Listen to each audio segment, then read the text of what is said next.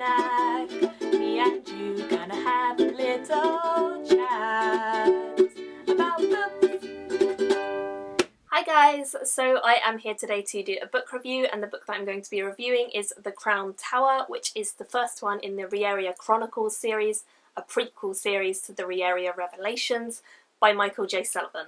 You do not have to have read the Revelations series to read this. You can read it as a standalone. However, if you have read the Revelations series, you'll understand it a lot more, and you'll understand the characters more, and you'll understand just the whole book. You'll get a better feeling of. So I would recommend, personally, reading the Revelations books first, but I do think this is still a really fun read and could definitely be read as a standalone or the first one in a series without having read Revelations. Because I have read Revelations, I did know a lot of what was going to happen in this because I know the way that things turn out for the characters that we follow in this.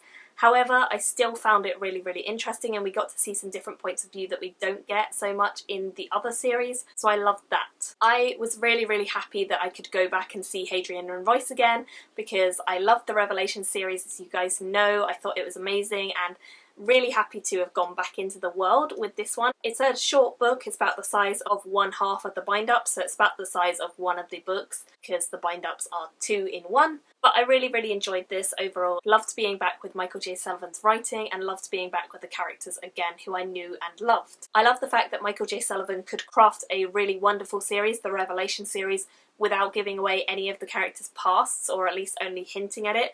And so this book, and whatever books follow it in the Riyria Chronicles, are all of the 12 years leading up to where the Revelations series begins, because there are basically 12 years of adventures between Hadrian and Royce before we even get to the Revelations series, and this is the first of their adventures where they meet each other and decide whether or not they like each other, which doesn't always go as well as you would hope, and it's just generally such a fun book. I love the fact that Michael J Sullivan has left enough space for him to potentially write 12 books in the Riyria Chronicles.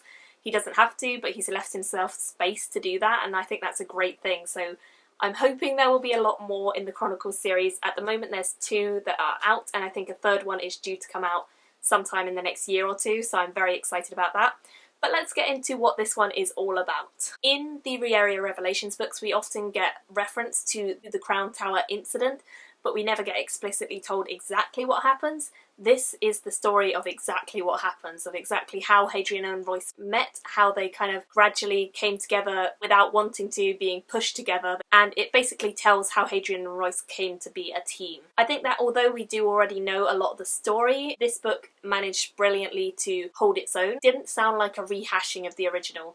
It definitely felt like it was its own story, and it was just a more detailed version and more intricate version of what went on. I also really like the fact that we saw more from Hadrian's point of view, because in the Riyria Revelations there are a lot of characters that we're following. In this one we've only got 2 characters that we're following, and Hadrian is one of them, so we got to see a lot more from his point of view. And although we kind of knew a little bit about what was going on with him, I didn't know how it began, his story, and I thought he was really interesting to kind of get his initial reactions to things and see how his personality has changed from how he was in this book to how he is in the Revelations books, because it's a little bit different and he's kind of tweaked some of his personality. This not only felt refreshing and fun, but because we already feel like we know the characters, it just felt like it was like coming home again and reading about our favourite people again, which I loved. This, as I said, is a dual narrative, which means not only are we following Hadrian, but we're also following another character called Gwen, and I was so excited that we got to follow Gwen, because Gwen is a kick-ass, awesome female character. She is so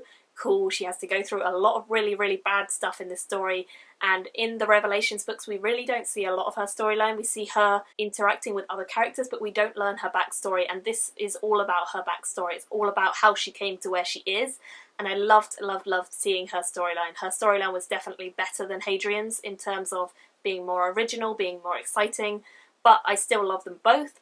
But Gwen was just amazing. We start off the story following Hadrian as he is getting off of a boat. He's been away for a long time and he doesn't really know what he's going to do, because he's had news that his father has died, and he wants to go and visit one of his father's friends who sent him the letter, and he doesn't really know what he's going to do with his life. Along the way he encounters all sorts of different people, and we really get to see his naivety and his trusting nature shining through, which not only lands him in trouble but also lands him on the road to meeting Royce, which could either be a blessing or a complete horrific disaster. Royce and Hadrian are totally different characters, especially in this book, but you see it still in the Revelations books, that their personalities just clash straight away, and it's really funny to see how they interact with each other in this book. Hadrian is a very, very skilled fighter, but he never actually wants to fight. On the other hand, Royce is a petty criminal who's always getting into trouble and always getting into scrapes, but he never trusts anyone. He's never trusted anyone. He doesn't believe anyone can be that nice to him or be a real friend, whereas Hadrian is very, very trusting. So they're kind of like polar opposites of one another, really. The second storyline, as I said, it follows Gwen. Gwen is so cool.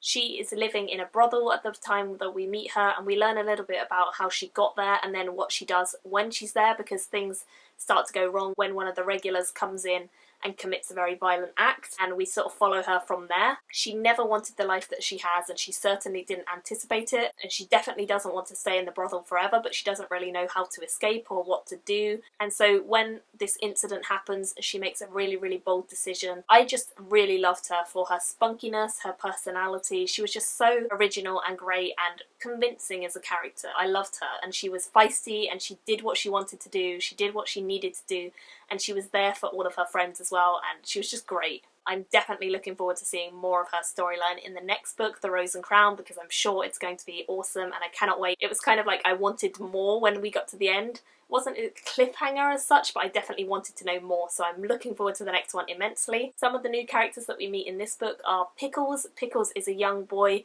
who's kind of an urchin running around town, and he meets Hadrian.